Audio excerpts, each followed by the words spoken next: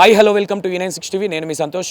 మొన్న ఏదైతే press meet జరిగిందో ప్రెస్ మీట్లో మంగ్లీ గారు ప్రత్యూష రాథోడ్కి కాల్ చేయడం జరిగింది. ఎందుకు కాల్ చేశారు? కావాలని ఇరికిచ్చే ప్రయత్నాలు చేశారా వీళ్ళేమన్నా, లేదంటే డైరెక్ట్గా ఆమె కాల్ చేస్తే లైవ్లో కాల్ లిఫ్ట్ చేస్తే ఆమె బుక్ అయిపోయిందా? అసలు ఏం జరిగిందనే విషయాలు ప్రత్యూష గారితో మాట్లాడే ప్రయత్నం చేద్దాం. రైట్ మా, నమస్తే. నమస్తేనా. ఎట్లున్నావు? బాగానే ఉన్నా, పర్వాలేదు. మంగ్లీ గారిని ఇరికిస్తున్నారు. అంత సీన్ లేదు. మేము బయటకు చెప్పుకోవాలి బాగున్నామని. ఎందుకంటే మంగ్లీ గారు పేడ్ బ్యాచ్ చేస్తున్న కథలకు మేము ఏం బాగాలేము, మా కుటుంబాలు కూడా ఏం బాగాలేవన్నా ఈరోజు. అయినా కూడా బాధితుల తరపున మాట అన్నారు పేడ్ బ్యాచ్. ఎవరా పేడ్ బ్యాచ్? ఉన్నారు, వాళ్ళ పేర్లు తీసుకొని ఎందుకు హైలైట్ చేయడం? వాళ్ళని ప్రతిరోజు బయటకు వచ్చి ప్రెస్ మీట్ పెడుతున్నారు కదా, ఆ పేడ్ బ్యాచ్ గురించి చెప్తున్నాను నేను. ఈరోజు మాకు కూడా కుటుంబాలు ఉన్నాయి, మేము గిరిజన బిడ్డలమే. మంగ్లీ గారు ఒక మైక్ పట్టుకొని పాడతారేమో, కానీ మీరు చాలాసార్లు చూసారన్న అశోక్ నగర్ వీధులలో, దిల్సుఖ్ నగర్ వీధులలో బయట పోలీసు వాళ్ళు లాక్కొని పోతున్నారు. మేము గిరిజన బిడ్డలమే. ఈరోజు ఎవరైతే డబ్బులు పెట్టి నష్టపోయిన వాళ్ళు, ఆడవాళ్ళు కూడా కాళ్ళు పట్టుకొని అడుక్కుంటున్నారంట, మా డబ్బులు మాకు ఈరా బాబు అని. వాళ్ళు గిరిజన బిడ్డలే. సో వీళ్ళందరూ కూడా గిరిజన బిడ్డలని తెలుసుకోవాల్సిందిగా కోరుకుంటున్నారు. ఎవరైతే మంగ్లీ గారు పేడ్ బ్యాచ్ అయినా కానివ్వండి, పేడ్ బ్యాచ్ కాని వాళ్ళు కూడా కానివ్వండి. ఎవిడెన్స్ తో పేడ్ బ్యాచ్ అంటున్నారా? మీరు ఏ విధంగా అయితే అన్యాయం జరిగిన పేద ప్రజల కోసం కొట్లాడుతూ ఉన్నారో, వాళ్ళు కూడా మంగ్లీ గారికి సంబంధం లేదని నిజాయితీగా కొట్లాడుతున్నారని ఎందుకు అనుకోకూడదు? ఒకటండి, వాళ్ళు మంగ్లీ గారి విషయం, నేను ఎందుకు పేడ్ బ్యాచ్ అంటున్నా కూడా చెప్తాను మీకు. ఇప్పుడు మంగ్లీ గారి గురించి మాత్రమే మీరు పోరాడితే ఎలా అండి? ఇప్పుడు మీరు బాధితుల పక్షాన్ని కూడా పోరాడాలి కదా. ఎవరో వచ్చి బయటకు వచ్చి మంగ్లీ గారు, మేము ఫస్ట్ నుంచి ఏం చెప్పాము, మంగ్లీ మీద ఆరోపణలు వస్తే నువ్వు దాన్ని తుడుచుకో, ఆరోపణలు తుడుచుకొని నువ్వు ఎవరైతే ఉన్నారో బాధితులు ఉన్నారో వాళ్ళ పక్షాన్ని నిలబడు. ఎప్పుడు చూసినా నేను బాధితుల పక్షాన్ని నిలబడతాను అంటుంది, కానీ మరి ఒక అడ్వకేట్ ఎందుకు పెట్టలేదు బాధితుల పక్షాన కొట్లాడడానికి? ఇప్పుడు మంగ్లీ గారు ఒక వెల్ రెప్యూటెడ్ పొజిషన్లు ఉన్నారు, ఎందుకు పెట్టలేకపోయారు? ఈరోజు మంగ్లీ గారు చిన్న స్థాయిలో లేరు కదండి. మంగ్లీ గారు ఏమన్నారంటే, నేను చాలా పేద కుటుంబం నుంచి వచ్చినాను, గిరిజన కుటుంబం నుంచి వచ్చిన పక్క, అది నిజమే, గిరిజన కుటుంబం నుంచి మీరు వచ్చారు, నేను రాలేదంటలేను. కానీ ఇదే మంగ్లీ గారిని నేను ఇంకొక చిన్న విషయం అడుగుతున్నాను. మీరు 1000 రూపాయలు 2000కు పనిచేసే మీరు ఈరోజు కోట్ల విలువైన కారులో తిరుగుతున్నారు. ఒక బ్యాండ్ అనుకోవచ్చా? ఇదే అనుకుంటున్నారు. ఒక బ్యాండ్, మంగ్లీ గారు లాంటి చాలా సింగర్స్ ఉన్నారు, మీకు తెలియదు ఏముందండి. నేను పేరు తీసుకోండి, చాలా మంది సింగర్లు ఉన్నారు, చాలా మంది లిరిసిస్టులు ఉన్నారు, చాలా మంది హీరోలు ఉన్నారు. కోట్ల రూపాయల కార్లో తిరుగుతున్నారు మంగ్లీ గారు. మరి ఈరోజు మీ ఐటీ రిటర్న్స్ బయట పెట్టమంటే పెడతారా మీరు? నేను అదే అడుగుతున్నా. ఓకే, ఇంతకుముందు ఒక మాట అన్నారు మీరు, పేడ్ బ్యాచ్ గురించి మాట్లాడారు. నేను మాట్లాడతారా? ఫోన్ మాట్లాడతారా? నేను ఏమంటా ఉన్నాను, పేడ్ బ్యాచ్ వాళ్ళేమో మిమ్మల్ని పేడ్ బ్యాచ్, వాళ్ళు కూడా ఏమంటా ఉన్నారంటే, నిన్న ప్రెస్ మీట్లో మేము బాధితుల పక్షాన మేము ఉన్నాము, మంగ్లీ గారు తప్పు చేసినట్టయితే ఎవిడెన్స్ ప్రూఫ్లు బయట పెట్టండి అని వాళ్ళు క్వశ్చన్ చేస్తూ ఉన్నారు. ఈ మాటకు మీరు ఏం చెప్తారు? నేను ఒకటి చెప్తానండి, గుమ్మడికాయ దొంగ ఎవరంటే భుజాలు తడుముకున్నట్టు కొంతమంది బయటకు వచ్చి నిన్న ప్రెస్ మీట్ పెట్టారు. నేను ఇంతకుముందు కూడా నేనేం అడిగాను, సంపత్ గారు ఏమడిగారు, మిగతా వాళ్ళు ఒకటే ఏమడిగారంటే, ఒకవేళ మీకు నిజంగానే సంబంధం లేకపోతే, ఇప్పుడు మంగ్లీ గారికి సపోర్ట్ చేసేవనే నేను ఒప్పుకుంటాను. మంగ్లీ గారికి ఎవరైతే సపోర్ట్ చేస్తున్నారో, బాధితులకు ఎవరైతే సపోర్ట్ చేయట్లేదో, ఎందుకంటే మన కమ్యూనిటీలో, మన జాతిలో మంగ్లీ గారు ఒకటే లేరు, బాధితులు కూడా ఉన్నారు, వందలాది మంది నష్టపోయినారు. ఈ వందలాది మంది సైడ్ ఎవరైతే నిలబడని వాళ్ళని బైకాట్ చేయండి నా జాతి నుంచి అని నేను అడిగాను.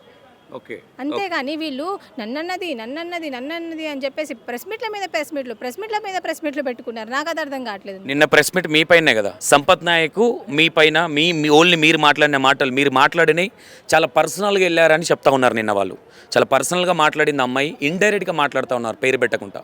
దీన్ని ఏ విధంగా చూడొచ్చు? మీరు ఇన్ కేజ్ నిజంగానే టార్గెట్ చేశారా మంగ్లీని, లేదంటే వాస్తవంగా ఎవరైతే బాధితులు ఉన్నారో వాళ్ళకి న్యాయం జరగాలనే కొట్లాడుతున్నారు అనుకోవచ్చా? ఈరోజు మంగ్లీ గారు ఈ ఫీల్డ్కి వచ్చి ఎన్ని సంవత్సరాలు అయిందో మీడియా వాళ్ళకు తెలుసు, మాకు తెలుసు అండి. ఇంతవరకు మేము ఎప్పుడు ఆమెను టార్గెట్ చేయండి, ఇప్పుడు ఎందుకు టార్గెట్ చేస్తాము? మాకేం అవసరం ఆమెను టార్గెట్ చేస్తే? ఈరోజు మంగ్లీ గారి పక్షాన నిలబడే వాళ్ళకు చాలా మందికి మాకు తెలుసు ఎక్కడెక్కడ ఏం సెటిల్మెంట్స్ జరిగాయి, ఎవరెవరికి ఎన్ని డబ్బులు ఇచ్చారో కూడా ఇచ్చారు కాబట్టి ఆమె తరపున మాత్రమే మాట్లాడుకుంటూ బాధితుల తరపున మాట్లాడట్లేదు. ఓకే, ఈరోజు మాకు ఎవరు ఇవ్వరండి డబ్బులు. ఇప్పుడు ఇంతమంది బాధితుల తరపున మేము నిలబడ్డామంటే మేము సొంతంగా పెట్టుకొని వస్తున్నాం, మాకేం అవసరం? వీళ్ళందరూ కూడా మా గిరిజన బిడ్డలే.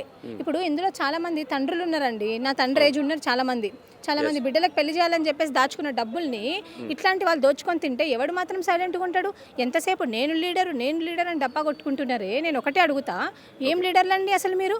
ఏం లీడర్లు? ఏ జాతి? ఇప్పుడు మన జాతిలో నష్టపోతున్నప్పుడు వీళ్ళని మీరు ఆదుకోవాలా? ఒక్కరిని మాత్రమే ఆదుకుంటారంట. ఒక ఒక మంగ్లీ మాత్రమే కనిపిస్తుంది వీళ్ళకి. ఇదే ఎవరైతే ఈ సో కాల్డ్ లీడర్స్ ఉన్నారో మరి ఫామ్ హౌస్లో మంగ్లీ గారి బర్త్డే ఫంక్షన్లో డ్రగ్స్ దొరికినప్పుడు ఎందుకు క్వశ్చన్ చేయలేకపోయారు అనుకోవచ్చు. నేను ఒకటి అడుగుతా అండి, మంగ్లీ గారి దగ్గర ఉండేది ఒక, అది మీరు గుడ్ థింగ్ అనుకోండి బ్యాడ్ థింగ్ అనుకోండి, నేను ఒకటే చెప్తాను, ఎప్పుడైతే ఆమె కష్టం వస్తుందో అప్పుడే ఆమెకు జాతి గుర్తొస్తుంది. ఓకే, అప్పుడే ఫోన్ చేస్తారు. ఆమె ఫోన్ చేసి అన్నా నేను ఇది చేయలేదు, ఇది చేయలేదు, నేను చాలా కష్టపడి పైకి వచ్చినానని చెప్పేసి ఒక విక్టిమ్ కార్డ్ వాడతారు ఎప్పుడు ఆమె దొరికిపోయినా కూడా. ఓకే, నేను మరి ఇదే సపోర్ట్ చేసేవాళ్ళు మరి ఆ డ్రగ్స్ కేసు అప్పుడు ఎందుకు సపోర్ట్ చేయలేదు? మా సంపత్ నాయక్ గారు రెస్పాండ్ అయ్యారు. మరి నువ్వు ప్రూవ్ చేసుకో, పోలీస్ వాళ్ళు ఈరోజు నీ మీద నువ్వు అంటున్నావు కదా పోలీస్ వాళ్ళు నా మీద అన్యాయంగా ఆరోపణలు చేస్తున్నారని చెప్పి, మరి కంప్లైంట్ పెట్టు పోయి పోలీస్ వాళ్ళ మీద ఎందుకు పెట్టలే నువ్వు ఆరోపణలు చేస్తుంటే? అదే మరి ఈరోజు మా మంగ్లీ మా జాతి బిడ్డని మీరు అన్యాయం చేస్తున్నారు, ప్రపంచ దేశాలకు ఆమెకు తెలుసు, ప్రపంచానికి తెలుసు, ఆమెను మీరు అది చేస్తున్నారు ఇది చేస్తున్నారని అడుగుతున్నారే వీళ్ళంతా. మరి ఆ రోజు ఎందుకు మాట్లాడలేదు వీళ్ళు? ప్రెస్ మీట్ పెట్టాల్సింది కదా ఆ రోజు కూడా, ఎందుకు మాట్లాడలేదు? ఇండైరెక్ట్ గా డైరెక్ట్ గా మంగ్లీ దగ్గర డబ్బులు తీసుకొని మంగ్లీని ప్రమోట్ చేస్తున్నారు, మంగ్లీని ఫాస్ట్ చేస్తున్నారు అంటున్నారా? షూర్, పక్కా.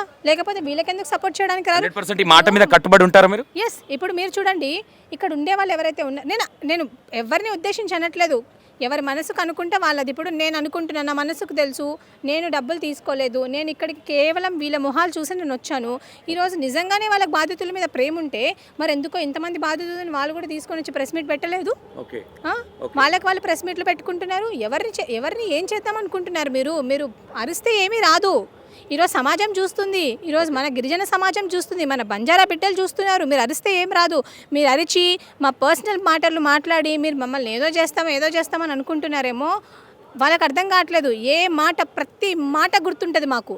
నిన్న కూడా ఎవరో చిల్లరగా వాగాడండి ప్రెస్ మీట్ పెట్టి, పని పాట లేకుండా. వాడేందండి తాట తీసేది? చెప్పు మడత పెట్టి మరి కొడతాం మేము. వాడి మీద ఎన్ని కేసులు ఏమున్నాయి మాకు తెలీదా? వాడు ఎంతమందిని మోసం చేశాడో తెలీదా? ఈరోజు మీడియాను కూడా ఉండకుండా చేస్తాను కూడా అన్నారు. ఏందండి వాడు సపోర్ట్ చేసి మీడియాను ఉండకుండా చేసేది ఎవడే? ఇప్పుడు వాడు అంత పెద్ద మాట అన్నాడంటే వాడు వెనకాల ఎవరు ఉంటారు? వాడు అనుకుంటున్నాడేమో రోడ్డు మీద లాగి మరీ కొడతారు. ఇంతకుముందు చాలా దగ్గర తన్నులు తిన్నాడు, ఈసారి మామూలుగా తన్నులు తినడు. నేను ఇప్పుడు వీళ్ళు అనుకుంటున్నారు కేవలం మంగ్లీ గారికి మాత్రమే సపోర్ట్ ఉంటారా, వేరే వాళ్ళు సపోర్ట్ ఉంటారా? అంటే నార్మల్గా మేబీ ప్రతి ఒక్కరికి ఉంటారు కదా సపోర్ట్, మంగ్లీ గారికే ఉంటుంది అనుకుంటున్నారా? నేను గిరిజన బిడ్డని కాదా, నాకేం వెనకాల ముందు బ్యాక్గ్రౌండ్ ఉండదు అనుకుంటున్నారా? ప్రతి ఒక్కరికి ఉంటుంది బ్యాక్గ్రౌండ్, ప్రతి ఒక్కరికి ఉంటుంది. ఇప్పుడు మా సంపత్ నాయక్ గారు ఉన్నారు, నేను ఒక గిరిజన బిడ్డని ఒక ప్లాట్ఫామ్లో నీకు నచ్చినట్టు నువ్వు ఎట్లా ఆరోపణలు చేస్తావు? నువ్వు ఎవడిపై ఆరోపణలు చేయడానికి? ఈరోజు గవర్నమెంట్ నౌకరీ చేసేటోడికే ఇన్నోవా కార్ లేదు. అట్లాంటి నువ్వు ఏం జాబ్ చేస్తున్నావని నీకు ఇన్నోవా కార్ ఉంది, నీకు ఏం జాబ్ చేస్తున్నావని ఇన్ని పైసలు ఉన్నాయి? ఇదంతా పక్కన పెడితే ఫైనల్గా మంగ్లీ బయటికి రావాలి, మంగ్లీకి సంబంధం లేదు అని వీళ్ళు అంటా ఉన్నారు కదా, మీరు మంగ్లీకి సంబంధం లేదని నమ్మాలంటే మంగ్లీ ఏం చేయాలనుకుంటున్నారు? ఒకటండి, మంగ్లీ గారికి సంబంధం ఉందా లేదా అనేది ఇందాక మీకు లోపల తెలిసింది. వాళ్ళందరూ చెప్తున్నారు. మంగ్లీ గారు ఏమన్నారంటే నాకు దీంతో సంబంధం లేదు అని చెప్పారు. నాకు దీంతో అసలు ఎటువంటి సంబంధం లేదు, కావాలని నన్ను ఇరికిస్తున్నారు, నాకు రమావతి మధు అంటే ఎవరో తెలియదని అన్నారు. కానీ మంగ్లీ గారు 3 సార్లు వాళ్ళ ఇంటికి వెళ్ళిన విషయం వాస్తవమే. ఇప్పుడు మంగ్లీ గారిని మేము తిట్టినా కొట్టినా కటకటాలకు పంపాలి అది ఇది అని మేమేం అనట్లేదు. ఎవరైతే బాధితులు ఉన్నారో ఆ బాధితులకు నువ్వు ఏదైతే నష్టం జరిగిందో ఆ నష్టంని నువ్వు పూడ్చాల్సిన బాధ్యత నీకు ఎంతకైనా ఉంది. ఎందుకంటే వాళ్ళు నీలాంటి గిరిజన బిడ్డలు కాబట్టి.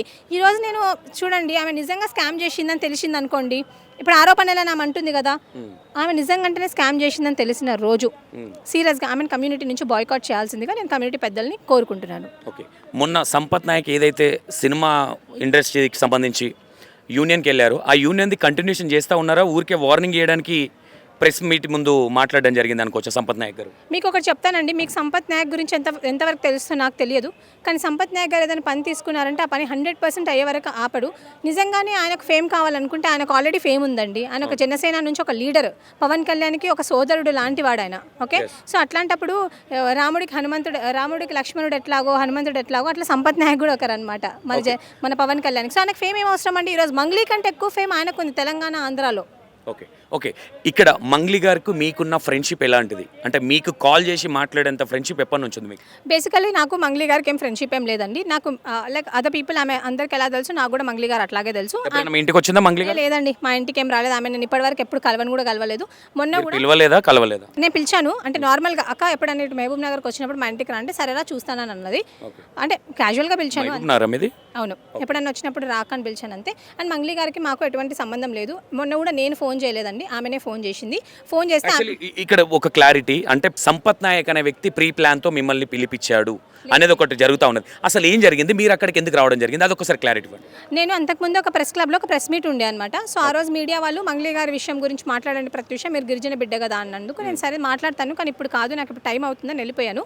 ఆ పర్టికులర్ డే నేను పొద్దున ఫోన్ చేసి నేను ఫ్రీగానే ఉన్నాను, నేను మాట్లాడతాను దీని గురించి, ఎందుకంటే చాలా మంది బాధితులు బయటకు వస్తున్నారు, ఫ్యాక్ట్స్ ఉన్నాయని చెప్పాను. ఎట్లాగో ప్రెస్ మీట్ జరుగుతుంది మేడం ఉస్మానియా యూనివర్సిటీలో, మీరు కూడా రండి అన్నారు. సరే అని అక్కడికి వెళ్ళాను. అక్కడికి నేను అక్కడ ప్రెస్ మీట్లో నిల్చున్నప్పుడే మంగ్లీ గారు నాకు 2-3 సార్లు ఫోన్ చేశాను. నేను మంగ్లీ గారికి ఫోన్ చేయలేదు. గురించి మీరు మాట్లాడుకున్నది కూడా ఏం మాట్లాడుకునే వాళ్ళు, అంటే అంతకు ముందు మాట్లాడుకునేది ఏది లేదండి. మంగ్లీ గారు ఎప్పుడైనా ఆమెకు ప్రాబ్లం వచ్చినప్పుడే నాకు ఫోన్ చేసేవాళ్ళు అనమాట. అది కూడా వీడియో చెయ్యి, నా గురించి ఏదైనా మాట్లాడు, నేను గిరిజన బిడ్డ, అది పాజిటివ్గా చేయండి, పాజిటివ్గా వీడియో చేయమని. ఇది ఇంతకుముందు కూడా ఒకసారి 25th మార్చ్ రోజు ఫోన్ చేసి నా కోసం పాజిటివ్గా వీడియో చేయమని చెప్పారు అంతే. కానీ నేను చెయ్యను, నాతో ఫ్యాక్ట్స్ లేవు, నీకు నిజంగానే నువ్వు తప్పు చేయనప్పుడు బయటకు వచ్చి మాట్లాడంటే నేను సెలబ్రిటీ, నేను మాట్లాడలేను అని అన్నారు. సో మధ్య కూడా ప్రెస్ క్లబ్ ఉంటుంది, ప్రెస్ మీట్ పెట్టుకో, చాలా మంది అంటే డైలీ వేజ్ లేబరర్స్ ఉంటారు, మీరు తీసుకొస్తే వాళ్ళు ఉంటారు, చాలా మొబిలైజ్ అయినట్టు కనిపిస్తుంది, మీరు ప్రెస్ మీట్ పెట్టుకోండి అని కూడా నేను చెప్పాను మంగ్లీ గారికి. ఒక ఆడపిల్లని మిమ్మల్ని నమ్మి మీకు కాల్ చేస్తే మీరు డైరెక్ట్ లైవ్లో పెట్టడం అనేది ఎంతవరకు కరెక్ట్ అంటారు? అసలు ప్రెస్ మీట్ జరిగేది ఆమె గురించి కదా. ఓకే, ఆమెనే ఫోన్ చేసింది, ప్రెస్ మీట్ జరిగేది ఆమె గురించి కదా. లైవ్లో ఉంటే ఏంటి, నిజం చెప్పడానికి చేత కదా, నిజం చెప్పాలి కదా. ఇంతమంది జనాలని నువ్వు నీ వల్ల నష్టపోయిన జనాలకు నువ్వు నిజం చెప్పే బాధ్యత నీకు ఎంత ఎంత ఉంది కదా. ప్రత్యూష గారు, మీరు అడిగే ప్రయత్నం చేశారా? మీరు తెలియదక్క అనే అన్నారు అందులో ఆ 2 minutes కాన్వర్జేషన్ లో. మీరు ఎందుకు అంటే క్వశ్చన్ చేసే ఒక మాట అయితే అన్నారు, 25th ముందు మంగ్లీ అక్క వేరు, 25th తర్వాత నేను వేరే చూస్తున్నాను, ఎందుకు ఆ మాట అనాల్సి వచ్చింది? అంతకన్నా ముందు ఏ విధంగా ఉండేది, తర్వాత డిఫరెన్స్ ఎందుకు అనిపించింది? 25th రోజు లాస్ట్ మంగ్లీ గారు నాతో మాట్లాడినప్పుడు ఏమన్నారంటే, నాకేం సంబంధం లేదు, సుబ్బు అనే ఒక అడ్వకేట్ ఫేమ్ కోసం చేస్తున్నాడు ఎక్సెట్రా అని చెప్పి ఏదో మంచిగా మాట్లాడి నిజమేనేమో అని అనుకున్నాను. నమ్మించే ప్రయత్నం చేశారు, వేరే వాళ్ళు నమ్మించేలాగా. తర్వాత ఇక్కడికి వచ్చాక అంటే అంత తర్వాత నాకు తెలిసిందనమాట మొత్తం వీళ్ళ భాగవతం ఏందనేది. సో అందుకే నమ్ముతున్నారా మంగ్లీ గారు ఇలా? Yes, directly and indirectly she is responsible for all this. తనకు తెలుసు. ఇప్పుడు క్రిమినల్ ఎవరంటారు తెలుసా, ఆమె చుట్టుపక్కల ఆ పని జరుగుతుందని తెలుసు కూడా ఆపలేదు దాన్ని. ఓకే, ఇంకో విషయం మేజర్గా ఆ రోజు డిస్కషన్లో ఒకరి పేరు ఒకరి నంబర్ కోసం మిమ్మల్ని అడుగుతుంది, దేని గురించి అది? యాక్చువల్లీ తిరుమలేషన్ ఎవరు నెంబరో అడిగింది, నాకు అన్న అప్పుడైతే నిజంగా తెలియదు. ప్రెస్ మీట్ అయ్యాక నేను అన్నతో మాట్లాడాను. మంగ్లీ గారికి ఆల్రెడీ అన్న ఎవరో తెలుసు, అన్నతో కూడా మాట్లాడేది అంతా తెలుసు. కాకపోతే మంగ్లీ గారు నాకేం చెప్దాం అనుకున్నారు అంటే, తిరుమలేషన్ ఒకరు ఉన్నారా, ఆయన వాడే నన్ను ఇలా చేశాడ్రా అని సంథింగ్ ఏదో చెప్పారు. ఎందుకు చెప్దాం అనుకున్నారు తెలుసా? అది కూడా she wanted to gain A positive opinion on her in my opinion, అంటే నా దగ్గర పాజిటివ్గా అది చెప్తే, నేను ప్రెస్ మీట్కి వెళ్తున్నాను కదా, ప్రెస్లోనే ఉన్న మీటింగ్లోనే ఉన్నాను కదా, ఆ రోజు ప్రెస్ మీట్లో పాజిటివ్గా చెప్తాను అనుకొని నాకు ఫోన్ చేసినట్టున్నారు. కాకపోతే నేను వీళ్ళ ముందు చెప్పు అని అన్నాను. రెడ్ హ్యాండెడ్గా కాదండి, షీ హ్యాస్ టు. ఇప్పుడు నేను చేయలేదు అని అందరికీ ఫోన్లు చేసి ఎందుకు చెప్తావు? ఒకటేసారి ఫోన్లు పెడతాను, చెప్పు మరి అందరికీ కలిపి. ప్రతి ఒక్కరికి ఫోన్ చేసి ఎందుకు నీకు అంత కష్టము? నువ్వు అందరి ముందు చెప్తా అయిపోయేది కదా. కానీ ఆమె చెప్పలేదు, దొంగలాగా ఇప్పుడు కూడా అప్స్కాండ్ అయ్యి ఉంది, చెప్పలేదు. ఆమె ఎక్కడుంది ఆమె మంగ్లీ గారు ఇప్పుడు?